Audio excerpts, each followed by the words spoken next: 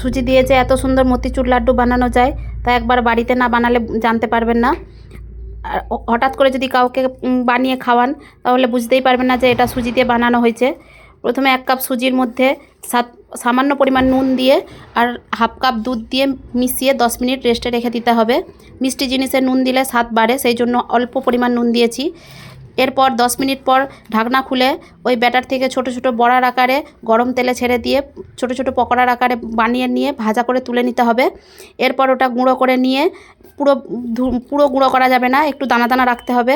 গুঁড়ো করে নিয়ে কড়াইয়ের মধ্যে হাফ কাপ চিনি আর 1 কাপ জল দিয়ে কয়েকটা এলাচের টুকরো আর ডালচিনি দিয়ে চিনিটা গলা পর্যন্ত অপেক্ষা করতে হবে। আর দিয়ে দিলাম কিছুটা ফুড কালার।